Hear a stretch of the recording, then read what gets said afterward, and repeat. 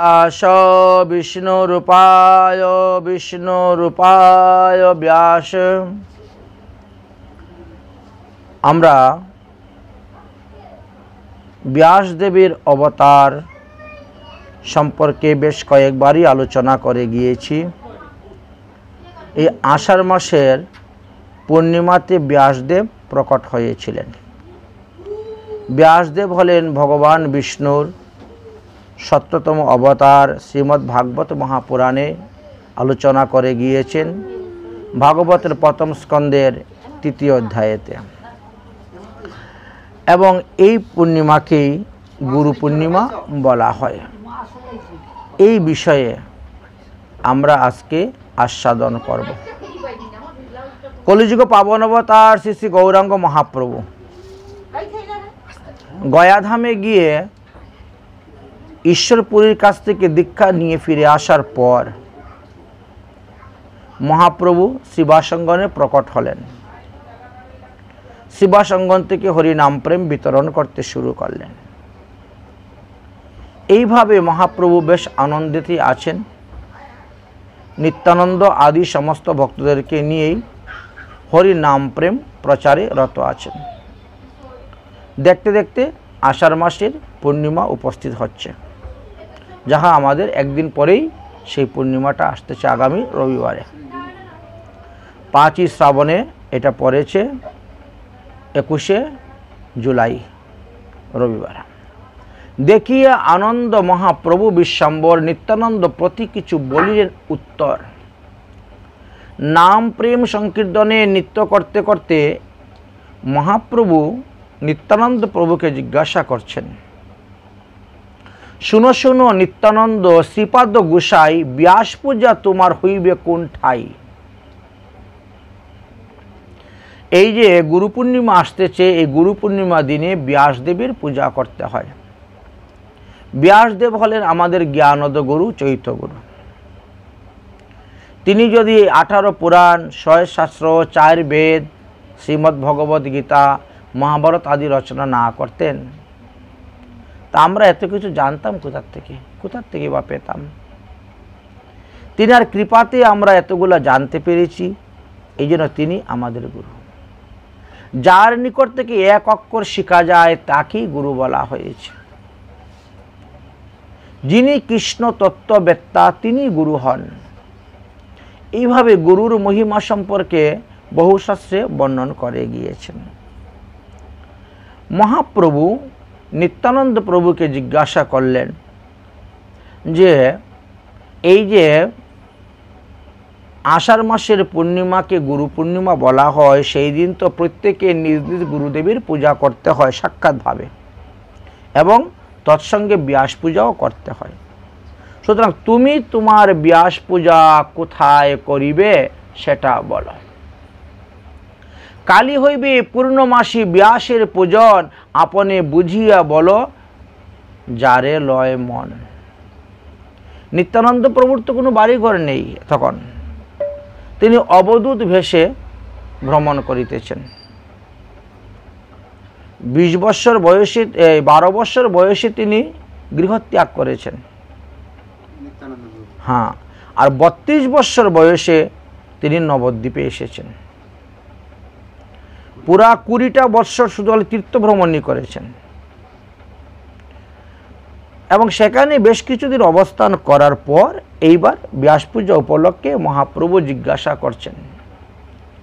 নিত্যানন্দ প্রভু অধিকাংশ সময়েই শিবাসঙ্গনেই থাকেন, এবং শিবাসের পত্নী মালিনী দেবীকে তিনি মা বলে সম্বোধন করেন, ডাকেন,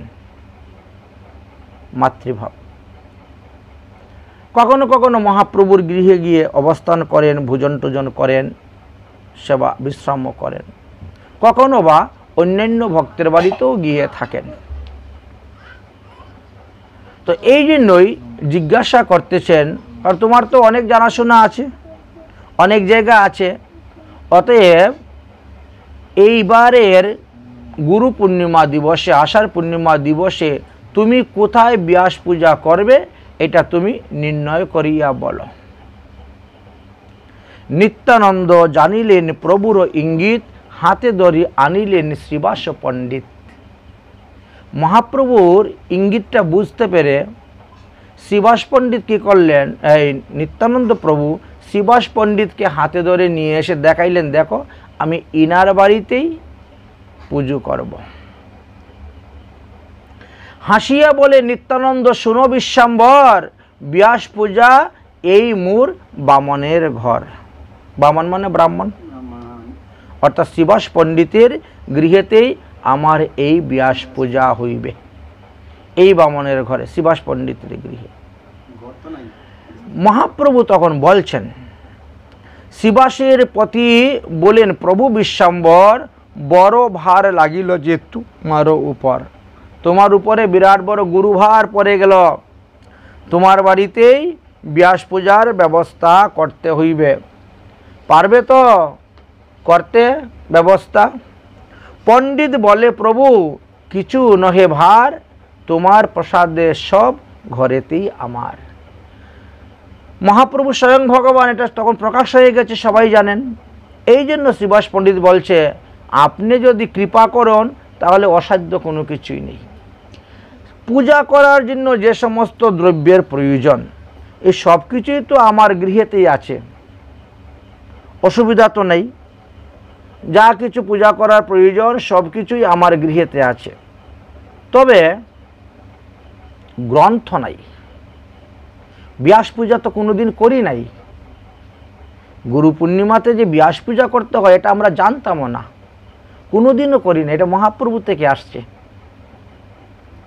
এমনি সাধারণত আমরা ঘটস্থাপন, বিভিন্ন দেবদেবীর পূজা বা অধিবাস আদি যখন করি তখন যেগুলো লাগে এগুলো তো আসে ঘরে, যেমন বস্ত্র, পঞ্চশস্য, যজ্ঞ উপবিত, ঘৃত, গুয়া পান, পান সুপারি, বিবিধ যজ্ঞ যত সহ্য সবই তো বিদ্যমান। এগুলো তো সবই সব বৈষ্ণবের ঘরে থাকেই, এগুলো সব আছেই, কিন্তু আসল বস্তুটা নাই।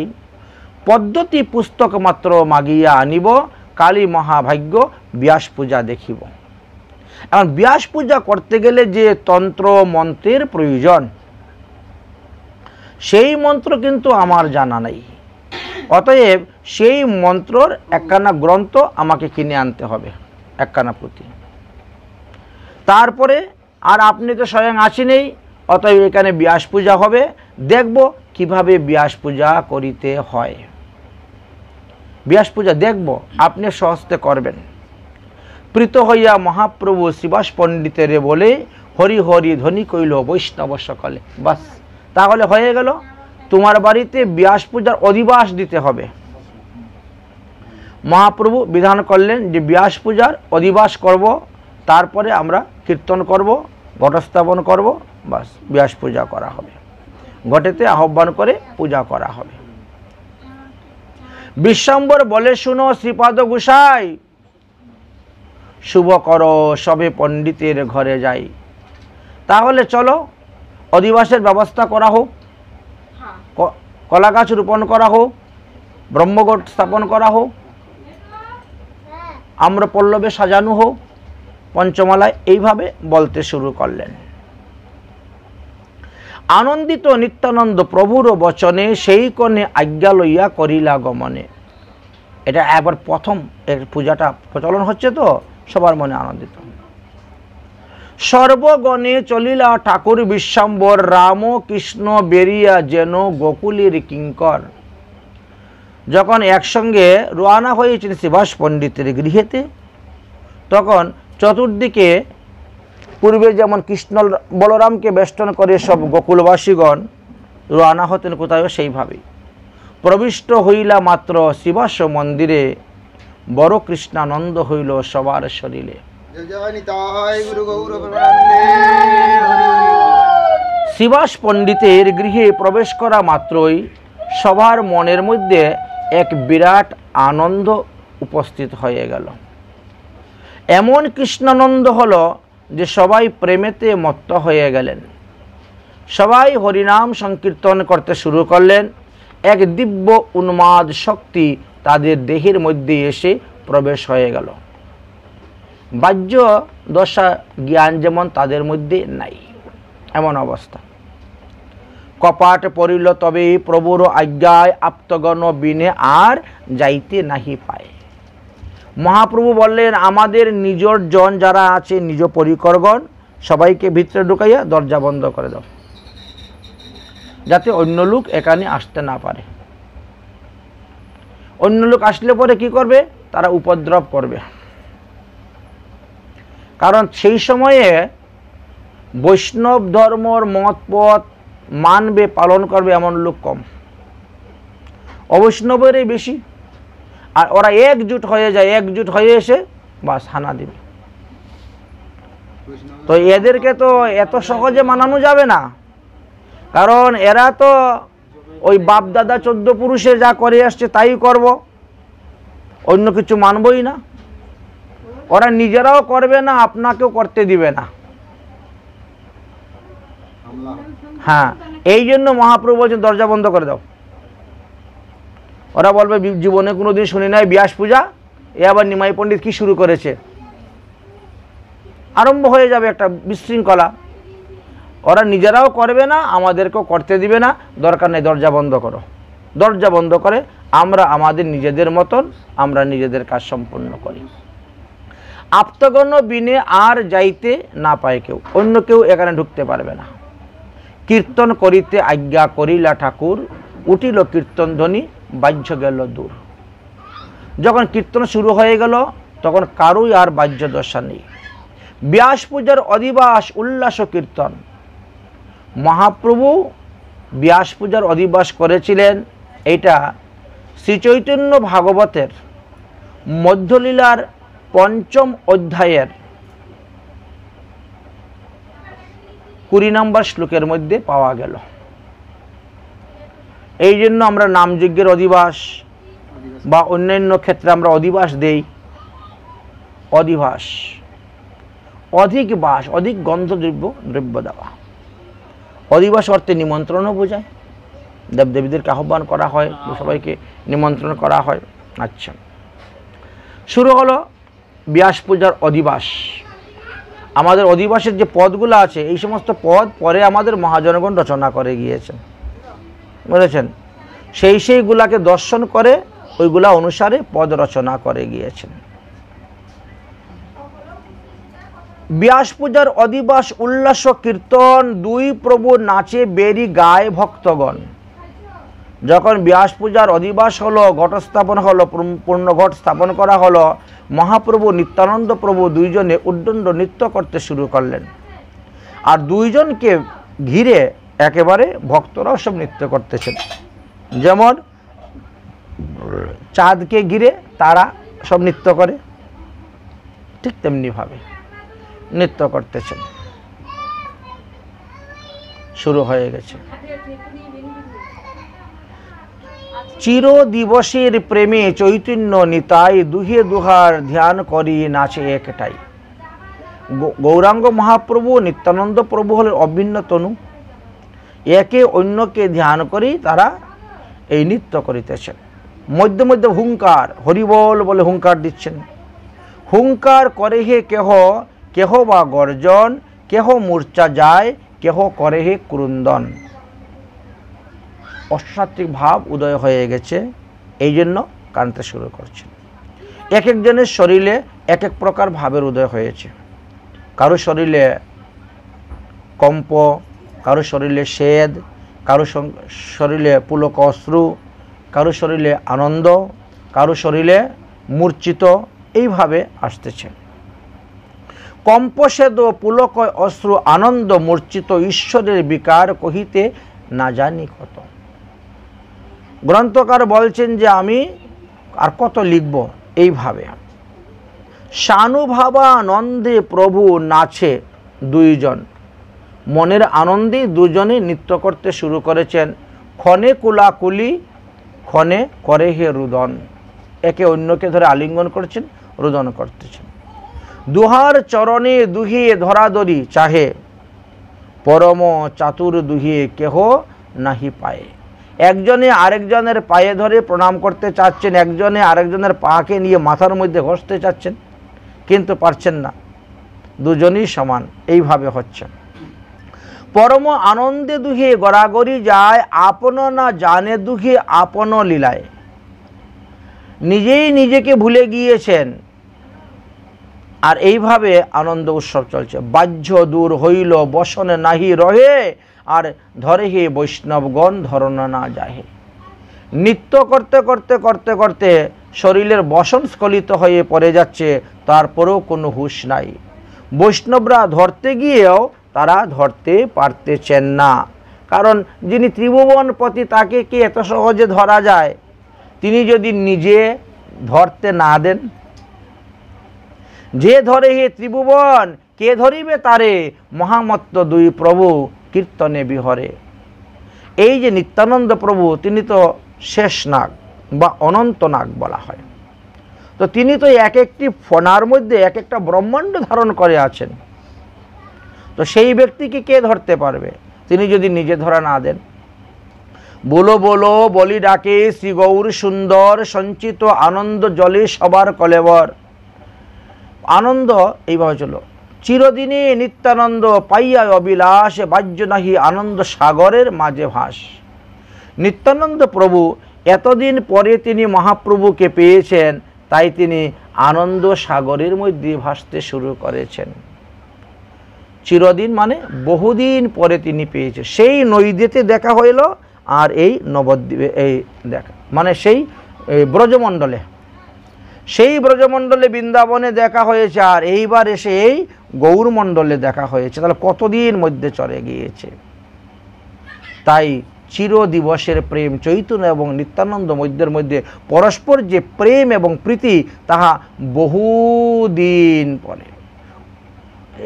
এই যে প্রেম, এই প্রেমটা তো অনাদিকাল থেকেই তাদের মধ্যে নিত্য বর্তমান আছে। যুগে যুগেই তো তারা আসতেছেন, একে অন্যের লীলার সহায়ক রূপে এসে উপস্থিত হচ্ছেন। কখনো ছোট ভাই রূপে, কখনো বড় ভাই রূপে, কখনো পার্ষদ রূপে এসে উপস্থিত হচ্ছেন। এই জন্য একে অন্যের ধ্যান করলেন। শ্রী চৈতন্য নিত্যানন্দকে ধ্যান করছেন, আর নিত্যানন্দ চৈতন্য দেবকে ধ্যান করতেছেন। একাগ্রত চিত্তে তারা হৃদয়ের মধ্যে একে অন্যের ধ্যান করে আনন্দ স্ফূর্তি পুলকিতে তারা নিত্য গীত করে করে সমস্ত রজনী প্রায় অতিবাহিত হয়ে যাচ্ছে। সমস্ত রজনী এদের অতিবাহিত হয়ে যাচ্ছে। এমনভাবে তাদের নিত্য গীত চলতেছে, এটা কিছুতেই আর বন্ধ হচ্ছে না। বিশ্বাম্বর নৃত্য করে অতি মনোহর, নিজ শির লাগে গিয়ে চরণ উপর। বিশ্বাম্বর মানে মহাপ্রভু।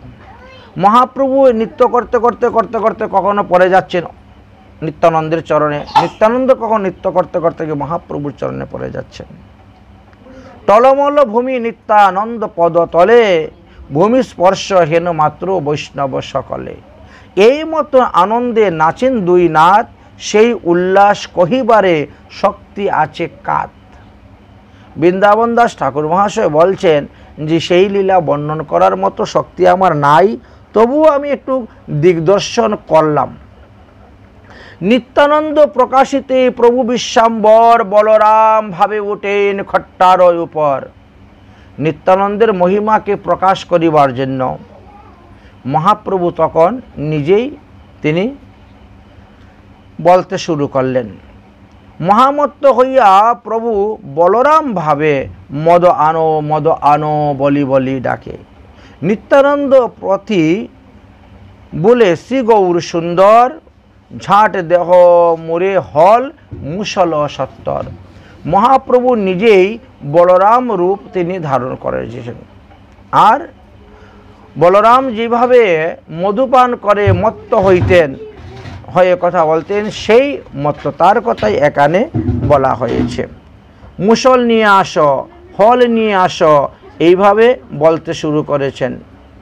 কারণ হল মুসল এইগুলা নিত্যানন্দ প্রভু ধারণ করিতেন, এই জন্য এখানে হল মুসলের কথা বলতেছেন। হল মানে লাঙ্গল। বলরামের কাঁধের মধ্যে দেখবেন একটা লাঙ্গল সব সময় থাকতো, সেই লাঙ্গলের কথাই এখানে বলা হয়েছে। তো আনো আনো বলে ডাকতেছেন। পাইয়া প্রভুর আজ্ঞা প্রভু নিত্যানন্দ, করে দিলা কর পাতি লইয়া গৌরচন্দ্র। তখন নিত্যানন্দ প্রভু বলে ঠিক আছে এখনই নিয়ে আসতেছি, এখনই নিয়ে আসতেছি বলে তিনি হাত পেতে বলছে এই তো আনতেছি। কর দেখো কেহ আরও কিছু না দেখে, কেহ না দেখিল হলো মুসল প্রত্যেকে, যারে কৃপা করে সেই ঠাকুর সে জানে। সঙ্গে সঙ্গে হল মুসল ধারণ করে মহাপ্রভু বলরামের রূপ ধারণ করলেন। কিন্তু এইটি সবাই দেখতে পেল না। মহাপ্রভু যাদেরকে কৃপা করলেন তারাই দেখতে পেলেন। দেখিতেই শক্তি নাহি কহিতে কথন, যারে কৃপা করে সে জানে না তখন। তাই ভগবানের কৃপা ছাড়া ভগবানকে জানা যায় না, ভগবানকে দেখা যায় না, ভগবানকে পাওয়া যায় না। এত বড় নিগুড় কথা কেহ নাহি জানে, নিত্যানন্দ ব্যক্ত সেই সবজন স্থানে। নিত্যানন্দ প্রভু তখন ব্যাখ্যা করে করে বলতেছেন মহাপ্রভু রূপের কথা। দেখো দেখো এই রূপ ধারণ করেছেন, কিন্তু কেউ দেখতে পাচ্ছে না। নিত্যানন্দ স্থানে হলো মুসল লইয়া বারুণী বারুণী প্রভু ডাকে মত্ত হইয়া। বারুণী দেবীকে তখন মহাপ্রভু মত্ত হইয়া ডাকতে শুরু করেছেন, হে বারুণী তুমি আসো। বারুণী বারুণী বলে তিনি ডাকতে শুরু করেছেন। এইগুলা প্রেমে মত্ত হইয়া ডাকতেছেন। কারো বুদ্ধি নাহি স্ফুরে, না বুঝে উপায়, অন্যে অন্যে সভার বদন সবে চায়। কি বলতেছেন মহাপ্রভু বুঝতেই পারছে না। কখনো বারুণী বারুণী বারুণী বলে ডাকতেন, কখনো মধ মধ মধ বলে ডাকতেছেন। ব্যাপারটা কি? যুগতি করিয়া সবে মনেতে ভাবিয়া, ঘট বরি গঙ্গা জল সবে দিল আনিয়া। এইবার সবাই মিলে যুক্তি করলেন, মহাপ্রভু কি বলতে কি বলছেন কিছু বুঝতে পারছি না। সবাই তখন গঙ্গা জল ঘট ভর্তি করে করে গঙ্গা জল এনে দিয়েছেন। সর্বজন দেহে জল প্রভু করে পান, সত্য যেন কাদম্বিনী পিয়ে হেন ভান। সবাই গঙ্গা জল এনে দিতে শুরু করলেন, মহাপ্রভু সেই গঙ্গা জল পান করলেন। চতুর্দিকে রামস্তুতি পরে ভক্তগণ, নারা নারা নারা প্রভু বলেন অনুক্ষণ। সবাই তখন স্তুতি করতেছেন, আর মহাপ্রভু বলতেছেন আরে নারা কোথায় গেল? মানে নারা বলতে আমাদের অদ্বৈত আচার্য প্রভু। অদ্বৈত আচার্য প্রভুর হুঙ্কারে বৈকুণ্ঠে সিংহাসন নড়ে গিয়েছিল ভগবানের। এই জন্য অদ্বৈত প্রভুকে নারা বলতেন। এত বড় ব্যাস পূজার উৎসব করব, অধিবাস করব, অথচ অদ্বৈত প্রভু এখানে নাই। এই জন্য নারা নারা নারা প্রভু বলেন অনুক্ষণ। সঘনে বুলায় শির ঢুলায় নারা নারা, এরকম বলে মাথা নাড়াচ্ছেন, নারা নারা বলে ডাকতে শুরু করেছেন। বলে নারার সম্বন্ধ কেহ তো বুঝিতে না পারেন। নারা আবার কে? এতদিন তো শুনেন নাই। অদ্বৈত প্রভুর যে নাম নারা এ কথা কেউ জানতেন না। আজকে ব্যাস পূজার অধিবাস উপলক্ষে এটা প্রকাশ করতেছেন। সবে মিলে বলে প্রভু নারা নারা কোন? কে? কাকে আপনি নারা বলছেন? আমরা তো বুঝতে পারছি না। প্রভু বলে আইনুময়ী যাহার হুঙ্কারে। আমি যার হুঙ্কারে নিত্যধাম ত্যাগ করে ভূলোকে এসেছি, যার হুঙ্কারে গোলকধাম ত্যাগ করে আমি ভূলোকে এসেছি, সে হলো নারা। আর সে কে? অদ্বৈত আচার্য বলি কথা যার হয়। এইবার ব্যাখ্যা করলেন মহাপ্রভু। প্রভু বলে আইনুময়ী যাহারও হুঙ্কার, অদ্বৈত আচার্য বলি কথা হয় যার, সেই নারা লাগিয়া হয় এই মূর অবতার। অদ্বৈত প্রভু মহাপ্রভুকে এনেছেন। সবার আগে অদ্বৈত প্রভু এসেছেন, তারপরে নিত্যানন্দ প্রভু এসেছেন, তারপরে গিয়ে মহাপ্রভু এসেছেন। মানে টিমটা আগেই চলে এসেছে, অন্য সবাই তো সব পরিকরকে তো আগেই নিয়ে আসছে, পরে না ভগবান আসে অবতীর্ণ হন সব পরিকরকে। আচ্ছা আচ্ছা, সেই নারা লাগিয়া মোর এই অবতার, মুহুরে আনিল নারা বৈকুণ্ঠ থাকিয়া, নিশ্চিতে রহিছে গিয়া হরিদাসকে লইয়া। আমি অবতীর্ণ হয়ে এত বড় হয়ে গেলাম, আর সেই নারায় এখনো আমাকে দেখার জন্য আসলো না। ব্যাস পূজার অধিবাস হইবে আর তার কোনো খবর নেই। তিনি নিশ্চিন্ত মনে হরিদাস ঠাকুরকে নিয়ে আনন্দে বসে আছেন, হরিনাম সংকীর্তনে মত্ত আছেন, আর এখানে আসছেন না। সংকীর্তন আরম্ভে মুহুর অবতার, যবে ঘরে করিম কীর্তন প্রচার। এই হরিনাম সংকীর্তন প্রচার করার জন্যই তো আমার অবতার। প্রত্যেকটি ঘরে ঘরে আমি হরিনাম প্রচার করিব। বিদ্যা ধন কুল জ্ঞান তপস্যা মদে মূর ভক্ত স্থানে যার আছে অপরাধে, সেই অধম জনারে না দিমু প্রেম যোগ, নাগরিয়া প্রতিদিমু ব্রাহ্মণেদির ভোগ। কাদেরকে আমি এই নাম প্রেম প্রদান করব না? যাদের বিদ্যার অহংকার, যাদের ধনের অহংকার, যাদের কুলের অহংকার, যাদের জ্ঞানের অহংকার, যাদের তপস্যার অহংকার, তারা আমার এই প্রেম থেকে বঞ্চিত হবে। আমি এই কলিযুগে এসেছি এমন এক বস্তু নিয়ে যে বস্তু ব্রহ্মা পর্যন্ত লাভ করতে পারেন নাই। ব্রহ্মাদি দেবগণ যে বস্তু লাভ করতে পারেন নাই, সেই বস্তু আমি পৃথিবীতে বিচরণ করার জন্য এসেছি। আর নারাবুরা এখনো বসে আছে নিশ্চিন্ত মনে, আসছেন না, এই ডাকতেছেন। শুনিয়া আনন্দে বাসে সর্বভক্তগণ, ক্ষণেকে সুস্থির হইলেন শিষ্য চিরিনন্দন। মহাপ্রভুর দেহের মধ্যে এক এক সময় এক এক ভাবের উদয় হতো।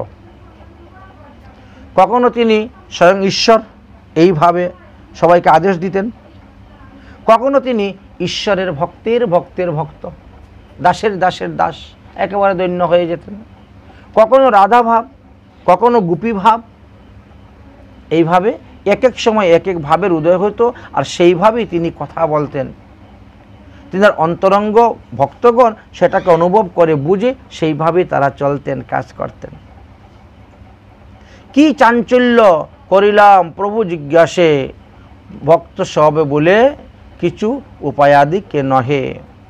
সবারে কহেন প্রভু প্রেম আলিঙ্গন, অপরাধ মোর না লইবা সর্বক্ষণ। আহারে, আমি কি হইতে কি বলে ফেললাম। এখন সাধারণ অবস্থা চলে এসেছেন, এখন আর সেই ঈশ্বর আবেশ নেই। আরে, আমি তোমাদেরকে কি বলতে কি বলে ফেলেছি, আমি যে কি বলেছি সেটা আমিই জানি না, কি করেছি আমিই বুঝতে পারি নাই। দেখো বৈষ্ণবগণ, যদি তোমাদের চরণে কোনো অপরাধ হয়ে থাকে আমাকে ক্ষমা করো। পট করে আবার ক্ষমা ভিক্ষা চেয়ে নিচ্ছেন। হাসে সর্বভক্তগণ প্রভুর কথায়, নিত্যানন্দ মহাপ্রভু তো গড়াগড়ি যায়। সব ভক্তগণ হাসতেছেন মহাপ্রভুর দেখে, আর নিত্যানন্দ প্রভুর ভাব এখনো শান্ত হয় নাই, তিনি গড়াগড়ি যাচ্ছেন।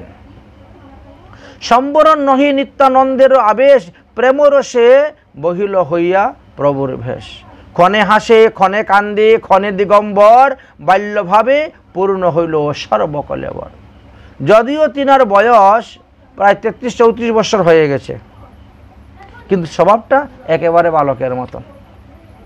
তখনও তিনি মালিনী দেবীর স্তনদুগ্ধ পান করতেন। শিবাস পণ্ডিতের স্ত্রী তখন বয়স কত, না 60-70 বছর। সেই বয়সেও ওই নিত্যানন্দকে দেখলে পরেই তিনার স্তন থেকে দুগ্ধ স্খলিত হইত। এমনই বাৎসল্য প্রেম ছিল। কোথায় বা থাকিল দণ্ড, কোথায় বা কমণ্ডলু, কোথায় বা বসনে গেল নাহি আদিমূল। ইনি তো অবধূত, এনার হাতে ত্রিদণ্ডী আছে, কমণ্ডলু আছে, কিন্তু নৃত্য করতে করতে প্রেমাবেশে এই সমস্ত দ্রব্য যে কোথায় চলে গেছে, আছাড় মারতে মারতে ভেঙে ফেলে দিচ্ছেন। এই সমস্ত দ্রব্য যে কোথায় গেছেন উনি নিজেও জানেন না। মহামত্ত হয়ে এইভাবে সিংহের মতন মত্ততা হয়ে গেছেন, হয়ে তিনি আরম্ভ করেছেন। কমণ্ডলুগুলো কিছুই নেই। চঞ্চল হইয়া নিত্যানন্দ মহাধীর, আপনে ধরিয়া প্রভু করিলেন স্থির। নিত্যানন্দ প্রভু তো আগে খুব স্থির ছিলেন, মহাপ্রভু চঞ্চল ছিলেন। নিত্যানন্দ মহাপ্রভুকে সামলাতেন, কিন্তু আজকের এই ব্যাস পূজার অধিবাসেতে নিত্যানন্দ চঞ্চল হয়ে গেছেন। মহাপ্রভু ধরে বুঝিয়ে সুজিয়ে কোনো রকম তাকে শান্ত করলেন। চৈতন্যের বচন অঙ্কুর সবে জানে, নিত্যানন্দ মত্ত সিংহ আর নাহি মানে। অন্য কারু কথা নিত্যানন্দ প্রভু মানেন না, কিন্তু মহাপ্রভু যাহা বলবেন তাহা চুপ, একেবারে এক বাক্যে শ্রবণ করবেন, এতে অন্যতা করবেন না। মহাপ্রভু বলছেন, স্থির হও নিত্যানন্দ, কালী পুজিবার চাহি ব্যাস, স্থির করাইয়া প্রভু গেলা নিজ বাস। অধিবাসে নৃত্য করতে করতে পাগল হইলে হবে? কালকে তো ব্যাস পূজা করতে হবে। অতএব অধিবাস হয়ে গেছে, এইবার খাওয়া দাওয়া করে বিশ্রাম করো। আমি আমার নিজের ঘরে চললাম। কালকে সকালবেলা স্নান টান করে একেবারে শুদ্ধ বস্ত্র পরিধান করে আসব ব্যাস পূজা করার জন্য।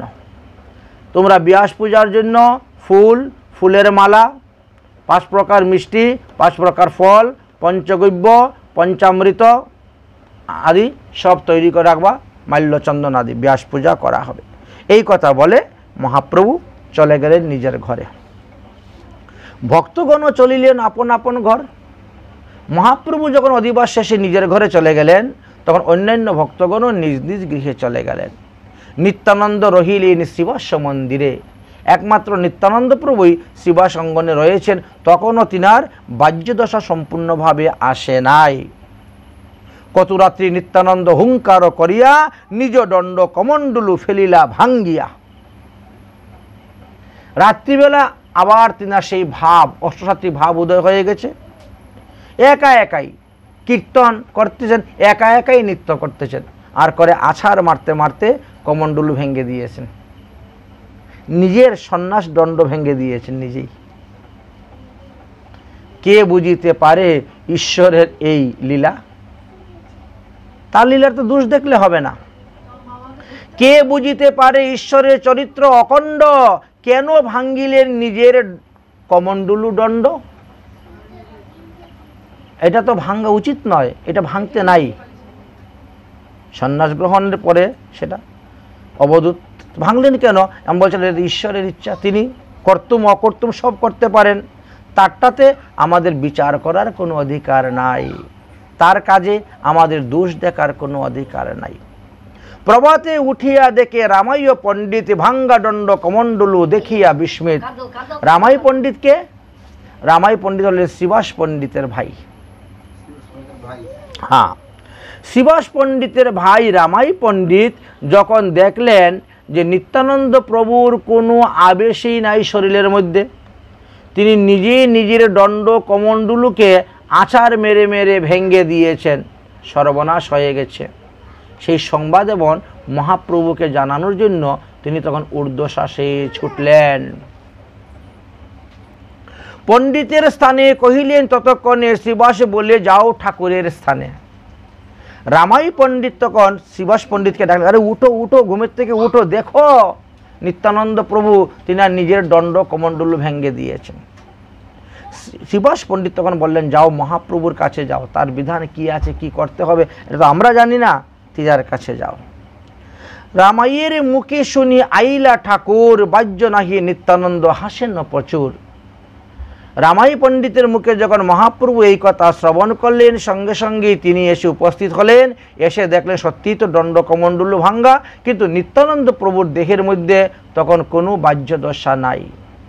তিনি যে কি অবস্থায় আছেন, কি করছেন তিনি নিজেও জানেন না। দণ্ড লইলেন প্রভু শ্রীহস্তে তুলি।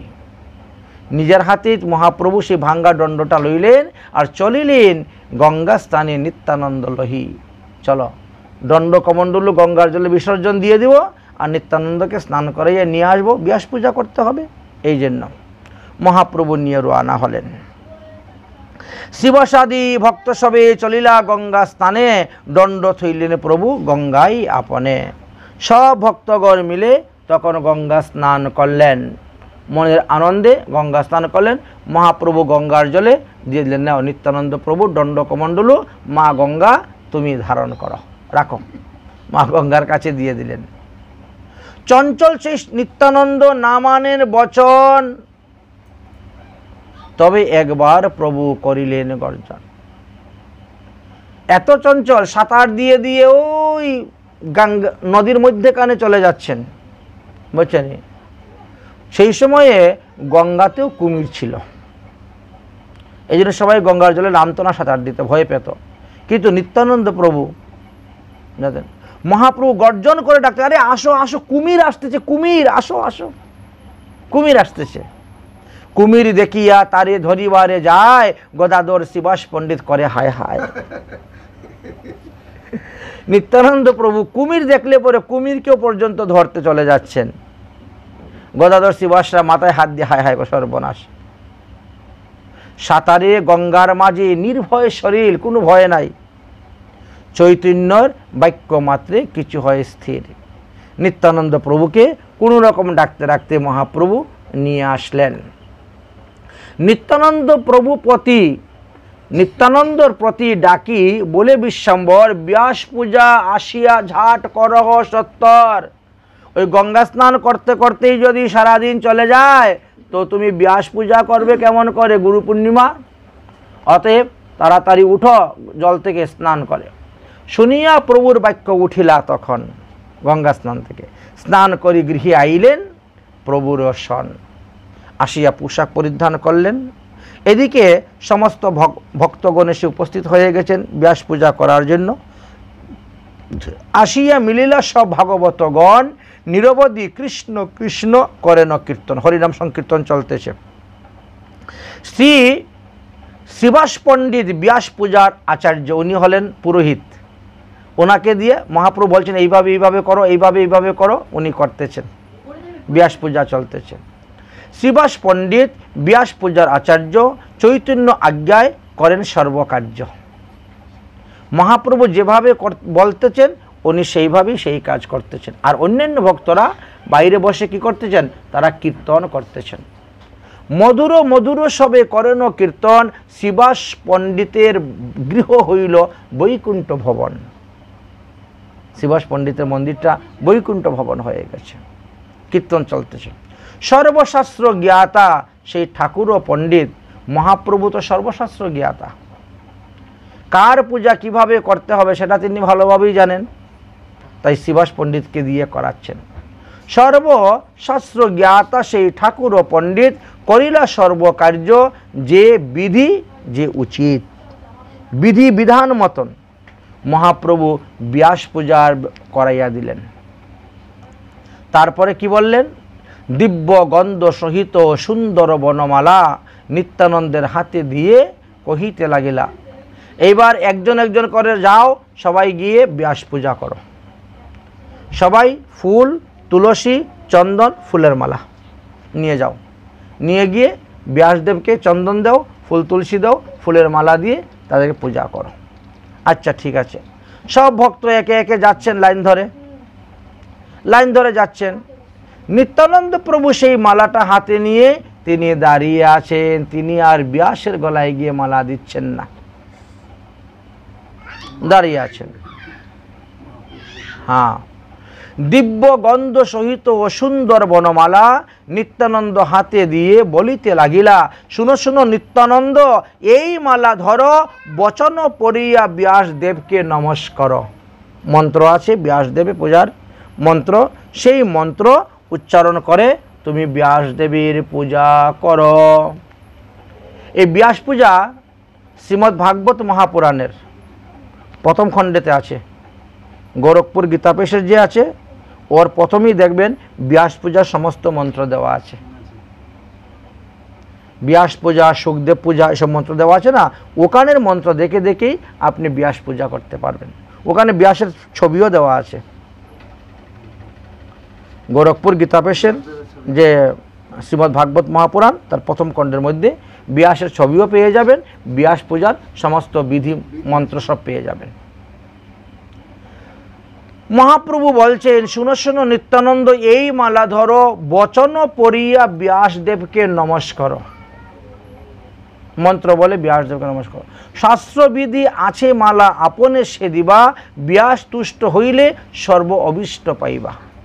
শাস্ত্রে বলছেন ব্যাসদেব হলেন আমাদের চৈতাগুরু, তিনার কৃপা হলে পরে আমাদের হৃদয়ের মধ্যে সর্বশাস্ত্রের সুসিদ্ধান্ত প্রকট হয়ে যাবে তিনার কৃপাতে। এবং সেগুলো মনে থাকবে। এই জন্যই ব্যাস পূজা করতে হবে। অতএব যাও, তুমি ব্যাস পূজা করার জন্য যাও। যত শুনে নিত্যানন্দ কহে অয় অয়, কিসের বচন পাঠ প্রভুদ না লয়। ঠিক আছে ঠিক আছে, করছি, দিচ্ছি, যাচ্ছি, কিন্তু যাচ্ছেন না, বুঝেছেন? মনে মনে চিন্তা করছেন সাক্ষাৎ ভগবান থাকতে আমি আবার ওখানে মূর্তিতে পূজা করতে যাব কেন?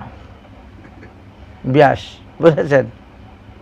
এই জন্য কিসের বচন পাঠ প্রবোধ না লয়, মনের মধ্যে চিন্তা করে পাচ্ছেন না। কিবা বলে ধীরে ধীরে বুঝানো না যায়, মালা হাতে করিয়া পুনর চতুর্দিকে চায়। একা একা মন্ত্র পাঠ করতেছেন, কিন্তু কি মন্ত্র যে পাঠ করতেছেন সেটা কেউ বুঝতে পারে, শুনতে পাচ্ছে মন্ত্র পাঠ হচ্ছে, কিন্তু মন্ত্রের উচ্চারণের অক্ষরগুলা বোঝা যাচ্ছে না। তিনি কি মন্ত্র যে পাঠ করতেছেন সেটা বোঝা যাচ্ছে না।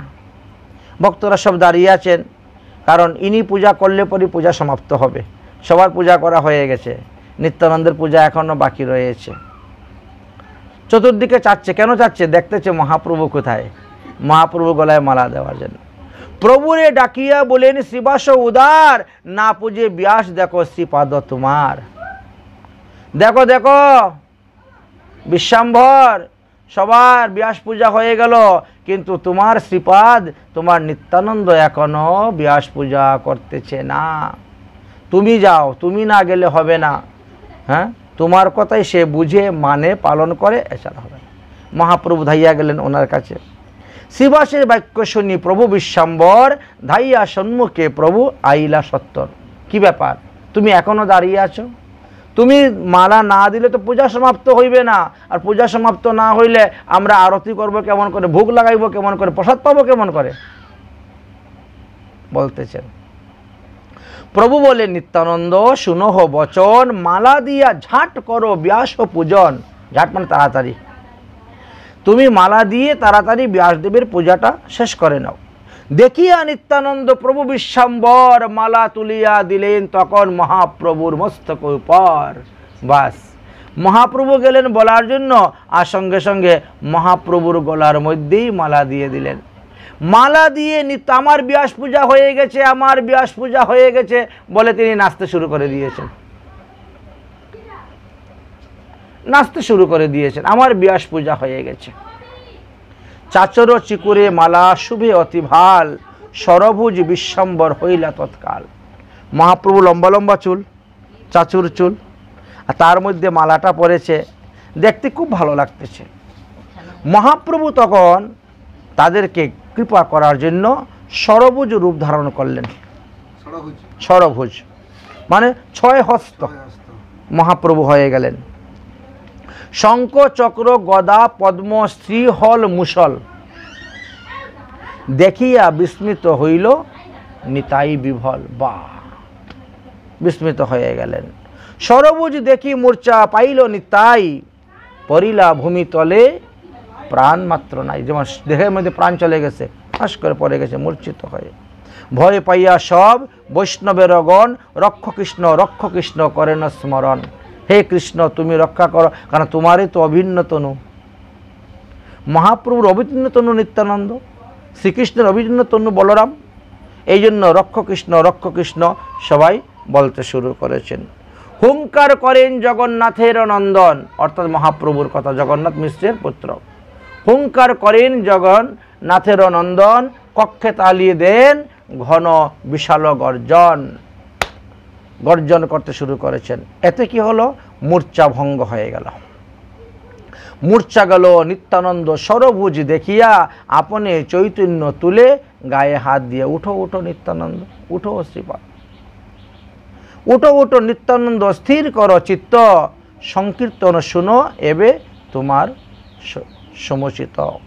এখানে বসে কীর্তন শ্রবণ করো। যে কীর্তনের নিমিত্ত করিলাম অবতার, যে তোমার সিদ্ধ হইল কিবা চাহ আর। আমার সরভুজ দর্শন করে তো তোমার মনোবাসনা পূর্ণ হয়ে গেছে। যদি আর কোনো কিছু তোমার কাছে থাকে বাসনা, তাহলে তুমি আমার কাছে চাও। তোমার সেই প্রেমভক্তি তুমি প্রেমময়, বিনে তুমি দিলে কারু ভক্তি নাহি হয়। দেখো, তুমি যদি জগতে প্রেম ভক্তি প্রদান না করো, তাহলে জগৎবাসীরা এই প্রেম ভক্তি লাভ করতে পারবে না। অতএব এইবার আমরা এই হরিনাম প্রেম বিতরণ করতে আমরা বেরিয়ে যাব। আপনার সম্বরী উঠো নিজ জন চাহ। দেখো, এরা সবই আমাদের পরিকর, পূর্বপুরুষ সমস্ত যে অবতার নিয়েছি সেই অবতারে এদেরকে নিয়ে এসেছি। এরা নিজজন, এরা আমাদের অনুগত জন। দেখো নিত্যানন্দ, এই সব তোমার অনুগত, এই সব তোমার লোক, তাদের প্রতি দৃষ্টিপাত করে তুমি নিজের সম্পদ প্রেম ভক্তি দান করো। এই ব্রহ্মাণ্ডবাসী জীব মাত্রই সব তোমার নিজজন, কেননা তুমি এই বিশ্বের সৃষ্টিকর্তা, তুমি এই মূল সংকর্ষণ, তুমি এই সর্বব্যাপী।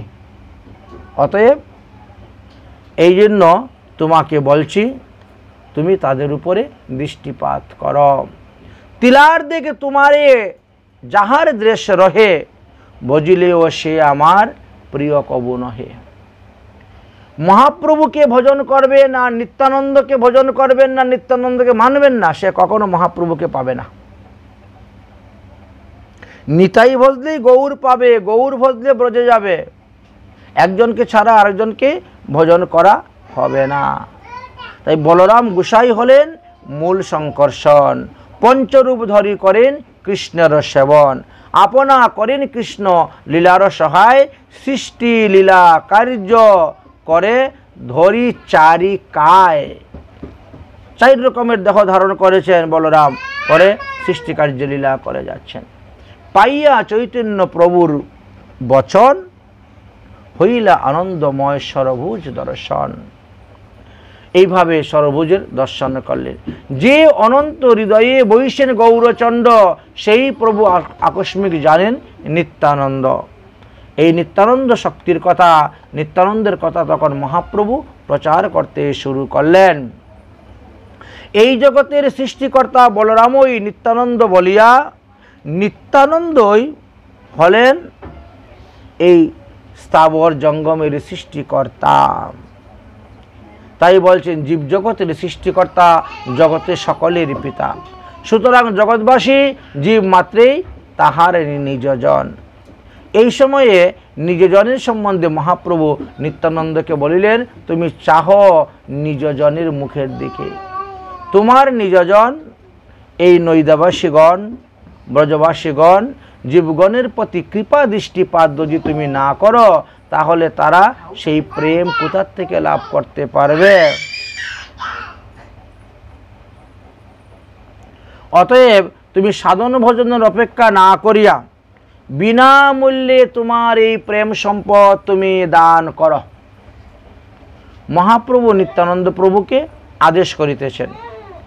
আমরা যে প্রেম ধন বিতরণ করতে এসেছিলাম, সেই সময় আমাদের এসে গেছে, আর আমাদের দেরি করা যাবে না।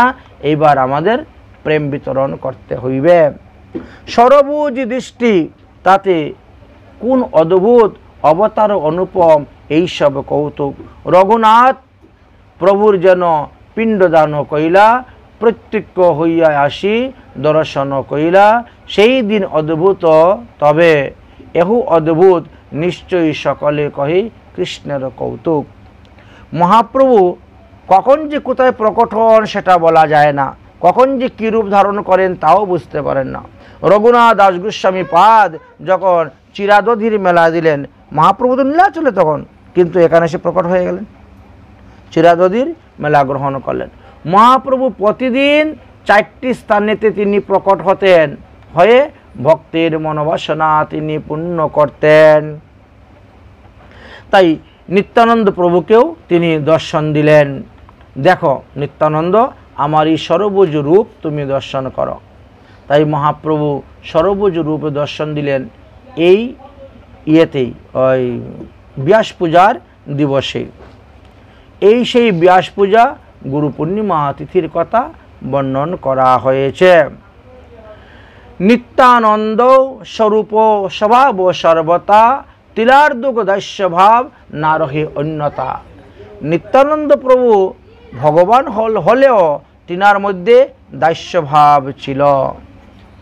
তিনি সর্বদাই দাস্যভাবে মহাপ্রভুর সেবা করিতেন এবং মহাপ্রভুর আদেশকে তিনি সর্বদা পালন করিতেন। আমাদের মহাজনগণ বলছেন, দাপরেতে যিনি বলরাম ছিলেন, কলিযুগে তিনি নিত্যানন্দ রূপে এসে প্রকট হয়েছেন। স্বয়ং ভগবান শ্রীকৃষ্ণের ভিন্ন ভিন্ন অবতারের মধ্যে বলরামও ভিন্ন ভিন্ন স্বরূপে তাহার সেবা করিয়া থাকেন।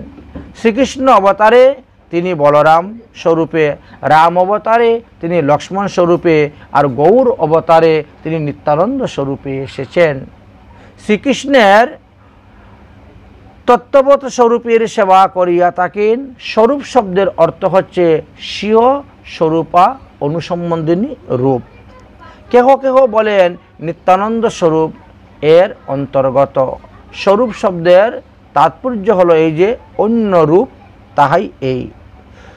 শ্রীপাদ শঙ্করাচার্য প্রতিপাদিত সন্ন্যাস সম্প্রদায়ে এইরূপ রীতি প্রচলিত আছে যে, যাহারা শিকা সূত্র ত্যাগ করেন অথচ পট্টযুগ গ্রহণ করেন না, অর্থাৎ শঙ্কর সম্প্রদায়ে যারা গিরি, পুরী, ভারতী, সরস্বতী প্রভৃতি উপাধি কোনো উপাধি গ্রহণ করেন না, বা কখনো এইরূপ কোনো উপাধি তাহাদিগকে দেওয়া হয় না, তাহাদিগকে ব্রহ্মচারী বলা হয় এবং তাহাদিগকে স্বরূপ বলা হয়।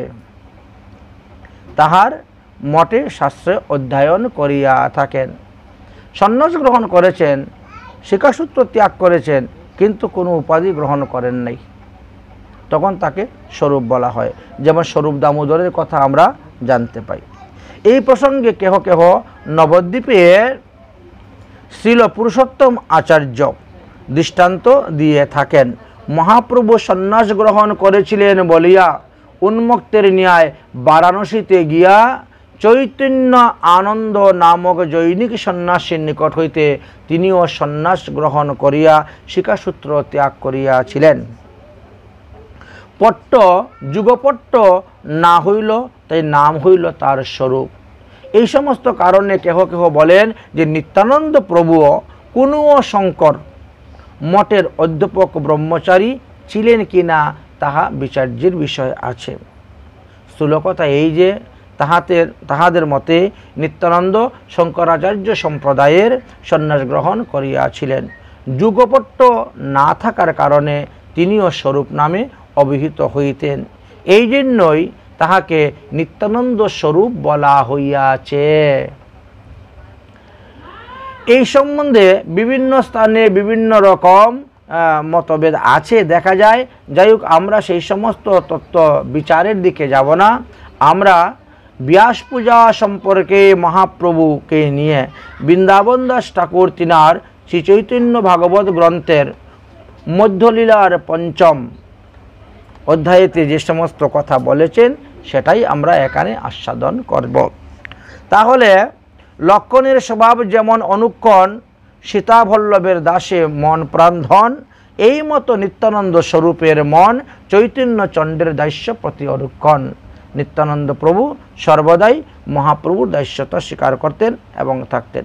যদ্যপিও অনন্ত ঈশ্বর নিরাশ্রয়, সৃষ্টিস্থিতি প্রলয়ের হেতু জগতময়, সর্বসৃষ্টি তিরুভাব যে সময়ে হয়, তখনও অনন্ত রূপ সত্য বেদে কয়।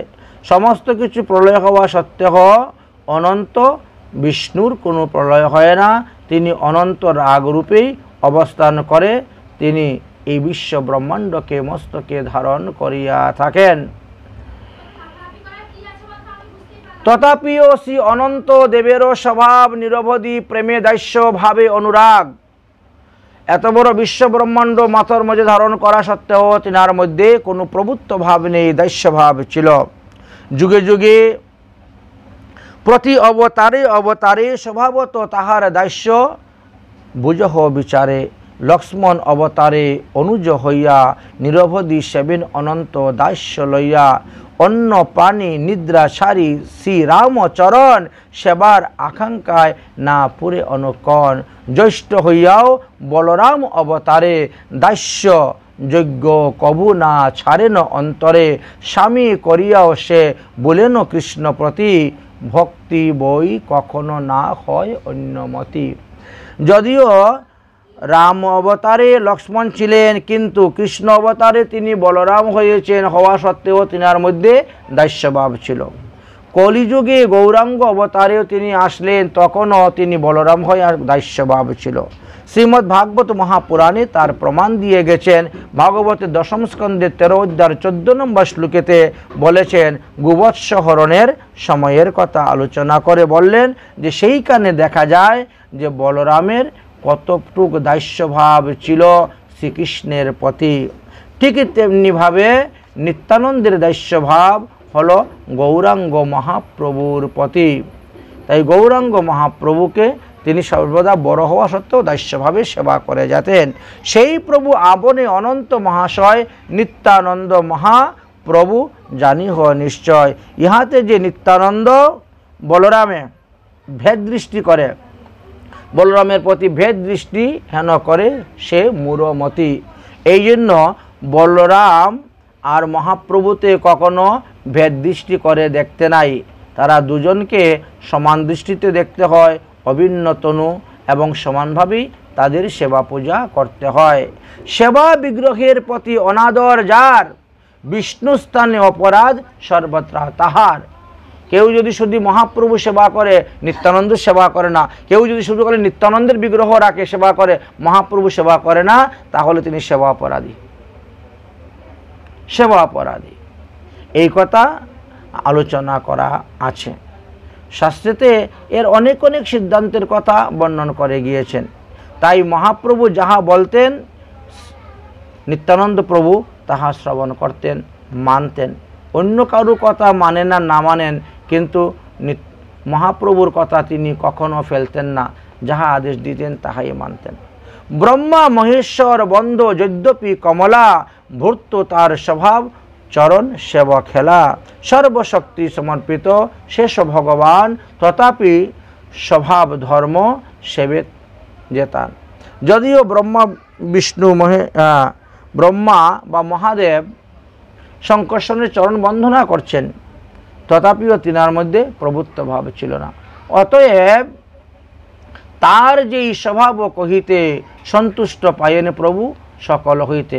এই জন্য নিত্যানন্দ প্রভুর মহিমার কথা তিনি সমস্ত ভক্তদের নিকটে বর্ণন করিতেছেন, যে নিত্যানন্দ তত্ত্বকে জানার জন্য।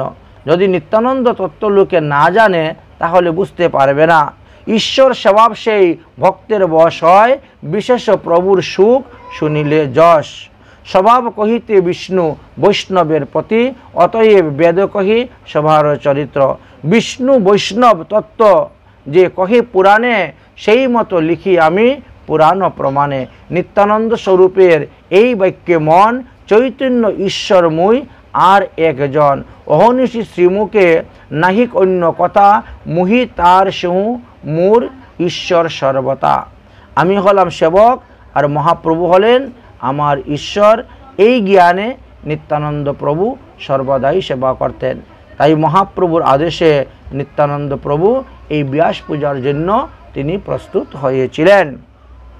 চৈতন্যের সঙ্গে যে মোহার স্তুতি করে, সেই সে মোহর ভৃত্য পাইবেক মোরে। নিত্যানন্দ বলছেন যে মহাপ্রভুকে স্তুতি করার পর যদি আমাকে স্তুতি করে, সে আমাকে পাইবে। আপনি করিয়া আছেন সরবুজ দর্শন, তান প্রীতি করিতান এইসব কথন। পরমার্থ নিত্যানন্দ তাহার হৃদয়, দুহে দুহা দেখিয়া আছেন সুনিশ্চয়। তথাপিও অবতার অনুরূপ খেলা, করেন ঈশ্বর সেবা, বোঝা না যায় তানে লীলা। ভগবানের লীলা বোঝা বড় ভার। কেন বলে, আপনি আচরি ধর্ম জীবের শিখায়, আপনি না আচরিলে শিখানো না যায়। তাই মহাপ্রভু নিজে আচরণ করেই জগৎবাসীকে শিক্ষা দিচ্ছেন যে তোমরাও সবাই ব্যাস পূজা করো। সবাইকে ব্যাস পূজা করার কথা বললেন, নিজে করলেন এবং আমাদেরকেও। সেই থেকে গৌরীয় বৈষ্ণবগণ সব এই উড়িয়া পুনঃ অর্থাৎ আষাঢ় পূর্ণিমাতে সবাই ব্যাস পূজা করেন এবং আপন আপন গুরুদেবের পূজা করিয়া থাকেন। গুরু পরম্পরা অনুসারে গুরুদেব, শ্রী গুরুদেব, পরম গুরুদেব, পরাৎপর গুরুদেব, পরমেষ্ঠী গুরুদেব সবারই পূজা করা কর্তব্য। সহজেই স্বীকার প্রভু করেন আপনে, তাহা গায় বর্ণে বেদ ভারতে পুরাণে। ভগবান মহাপ্রভু যে সমস্ত বিধানের কথা বর্ণন করে গিয়েছেন, এগুলা বেদে আছে, পুরাণে আছে, মহাভারতে আছে। যে কর্ম করে প্রভু সেই হয় বেদ, তাহি গায়ে সর্ববেদ ছাড়ি সর্বভেদ। মহাপ্রভু যে যে আচরণ করে লীলা প্রকাশ করে গিয়েছেন, এইগুলা শাস্ত্রের বাইরে কোনো কিছু নয়। যা কিছু করে গিয়েছেন সব শাস্ত্রের ভিতরেই আছে। শাস্ত্র সিদ্ধান্ত অনুসারী করে গিয়েছেন এবং স্থাপন করে গিয়েছেন। কেন গিয়েছেন বলে, ভক্তিযোগ বিনা ইহা বুঝানো না যায়, জানে জন কত গৌরচন্দ্রের কৃপায়। এই ভক্তিতত্ত্ব কেরা জানতে পারে? যাদের হৃদয়ে ভক্তি লাভ হয়েছে তারাই ভক্তিতত্ত্ব জানতে পারে, কিন্তু অন্যরা তো ভক্তিতত্ত্ব জানতে পারে না।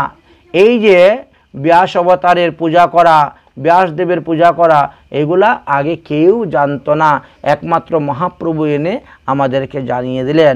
এই জন্য অনর্পিত চরণ চিরাত করুণা অবতীর্ণ কলৌ বলা হয়েছে। মহাপ্রভু এই রাধা দাস্য, রাধা প্রেম, গোপী দাস্য, ব্রজ প্রেম, রাগানুগা ভক্তি আমাদেরকে দান করে গিয়েছেন। নিত্য শুদ্ধ জ্ঞানবন্ত বৈষ্ণব সকল, তবে সে কলহ দেখো সব কোলাহল। ইহা না বুঝিয়া কোনো কোনো বুদ্ধি নাশ, এক বন্দে আরে নিন্দে যাইবে বিনাশ। সুতরাং যারা মহাপ্রভুর চরণ বন্দনা করেন অথচ নিত্যানন্দকে ভজন করেন না, তাদের বিনাশ হয়ে থাকে। শ্রী চৈতন্য চরিতামৃত গ্রন্থের যে রচয়িতা কৃষ্ণদাস কবিরাজ গোস্বামী, তিনিও তিনার ভাই রামদাসকে এই কথাই বলেছিলেন, ভাই একে মানো আর একে না মানো, এটা তোমার ঠিক হচ্ছে না। তিনার ছোটো ভাই মহাপ্রভুকে মানতেন কিন্তু নিত্যানন্দ প্রভুকে মানতেন না। এই জন্য নিত্যানন্দের প্রিয় সেবক মীনকেতনের সহিত ইনার তর্কযুদ্ধ হয়ে গিয়েছিল। বৈষ্ণব হিংসার কথা সে থাকুক দূরে, সহজ জীবীর সেই অধম পীড়া করে। বিষ্ণু পূজিয়াও সে প্রজার দ্রোহ করে, পূজাহ নিষ্ফল যায় আরও দুঃখে মরে। সর্বভূতে আছেন শ্রী বিষ্ণু, ইহা না জানিয়া বিষ্ণু পূজা করে অতি প্রাকৃষ্ট হইয়া। এক হস্তে যেন বিপ্র চরণ পাকালে, আর এক হস্তে ঢিলা মারে মাথা কপালে।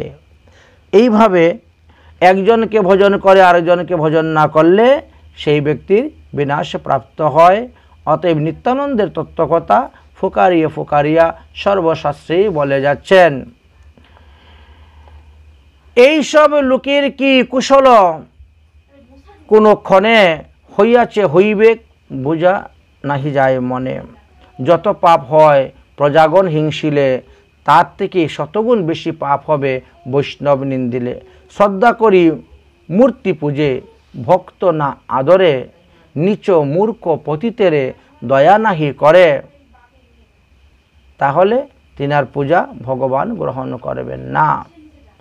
তাই শ্রীমূর্তি পূজা করবেন, আবার সেই প্রসাদ দিয়ে ভগবানের ভক্তের সেবা করবেন, ভগবানের ভক্তের আদর করবেন।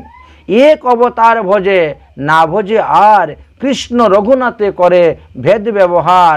রাম বলরাম শিবপতি প্রীতি নাহি করে, ভক্ত অদম শাস্ত্রে কহে সেই সব জানারে। যারা কৃষ্ণকে মানেন, কৃষ্ণের পূজা করেন অথচ রামের পূজা করেন না, যারা বলরামকে পূজা করেন না, যারা শিবের প্রতি প্রীতি নাই পূজা করেন না, বলছেন এরা হলো ভক্ত অধম। যারা শিব চতুর্দশী ব্রত করে না, এদেরকে শাস্ত্রে ভক্ত অধম বলেছে। এরা ভক্তের আবাস মাত্র শাস্ত্রে বর্ণন করে গিয়েছেন। অর্চয়ামেব হরির পূজা যৌ সাধ্যয়ন্ত, নতদ ভক্তিস্ব চৈন্যস্য ভক্তিস্ব প্রকৃত স্মৃতম। বিভিন্ন স্থানে আমরা দেখতে পাই। শ্রীমদ্ ভাগবত মহাপুরাণের একাদশ স্কন্ধের 2য় অধ্যায় 47 নম্বর শ্লোকেতেও এর বিস্তার বর্ণন করে গিয়েছেন। সুতরাং গুরু পূজার দিনে ব্যাস পূজা আমাদেরকে করিতে হইবে, এটাই মহাপ্রভু আমাদেরকে বিধান দিয়ে গিয়েছেন। প্রসঙ্গক্রমে আরও বর্ণন করে গেছেন। প্রসঙ্গে কহিলেন, ভক্ত অধমের লক্ষণ, পূর্ণ হইল নিত্যানন্দ সরভুজ দর্শন। এই নিত্যানন্দের সরভুজ দর্শন ইহা যে শুনে তার বন্ধন হয় বিমোচন। বাহ্য পাইয়া নিত্যানন্দ করেন ক্রন্দন, মহানদী বহে যেন কমল নয়ন। সভাপতি মহাপ্রভু বলিলেন বচন, পূর্ণ হইল ব্যাস পূজা, সবাই করহ কীর্তন।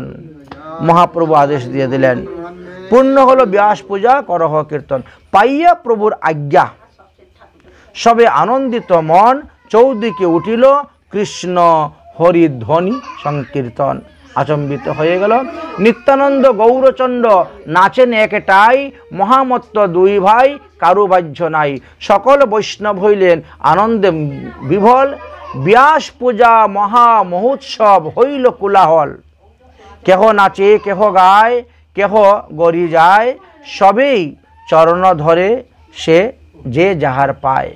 শ্রী চৈতন্য প্রভুর মাতা জগতের আই, নিবৃতে বসিয়া রঙ্গে দেখে নত তাই। এই ব্যাস পূজাতে সচিমাও গিয়েছিলেন। সচিমা এক স্থানে বসে বসে দর্শন করতেছেন গৌর নিত্যানন্দের লীলাগুলা। বিশ্বম্ভর নিত্যানন্দ দেখি দুইজন মোর পুত্র হেনবা সেন মনে।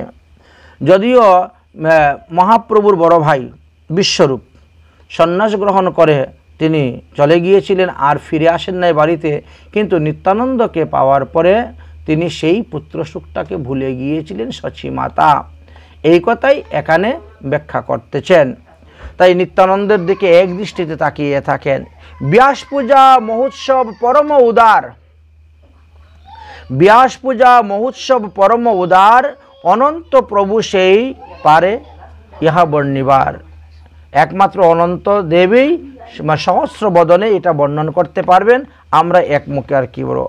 সূত্র আমি কহি কিছু শ্রী চৈতন্য চরিত, যেইতি মতে কৃষ্ণ গাইয়াছিলেন হয় হিত। চৈতন্য চরিতামৃতে কৃষ্ণদাস কবিরাজ গোস্বামী বলে গিয়েছেন, আমি এখানে সূত্ররূপে কিছু আলোচনা করে গেলাম। দিন অবশেষ হইল ব্যাস পূজা রঙ্গে, নাচেন বৈষ্ণবগণ বিশ্বম্ভর সঙ্গে। সমস্ত দিন এই ব্যাস পূজার আনন্দ কোলাহলে সবাই আনন্দ অনুভব করেছেন।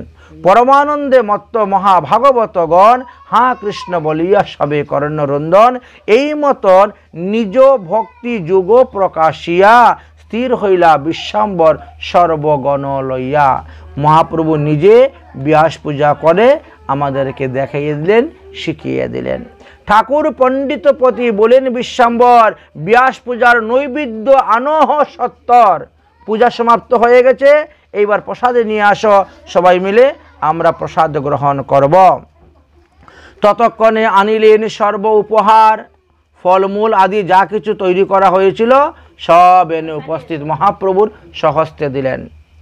এই নেন ব্যাস পূজার প্রসাদ। আপনি প্রভু হস্তে দিলেন সভার। মহাপ্রভু তখন ব্যাস পূজার প্রসাদ সবাইকে বিতরণ করে দিলেন। প্রভুর হস্তে দ্রব্য পাইয়া ভক্তগণ আনন্দে ভোজন করেন ভাগবতগণ। মহাপ্রভুর হাতের প্রসাদ পেয়েছেন, সবাই বলে আনন্দে ভোজন করছেন। যতক আছিল সেই বাড়িরও ভিতরে, সবারে ডাকিয়া প্রভু দিলা নিজ করে। সবাইকে ডেকে ডেকে এই ন ব্যাস পূজার প্রসাদ, এই ন ব্যাস পূজার প্রসাদ বলে ডেকে ডেকে সবাইকে দিয়েছে। ঘরের ভিতরে যারা ছিলেন, কপাট তো বন্ধ বাইরে। ব্রহ্মা আদি পাইয়াও যাহা ভাগ্যহীন মানে, তাহা পায় বৈষ্ণবেরও দাস ও দাসীগণে।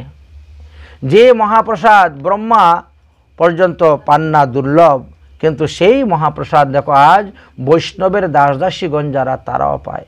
এই সব কৌতুক যত শ্রীবাসের ঘরে, শ্রীবাস পণ্ডিতের ঘরেই এই সমস্ত কৌতুক মহাপ্রভু করেছিলেন।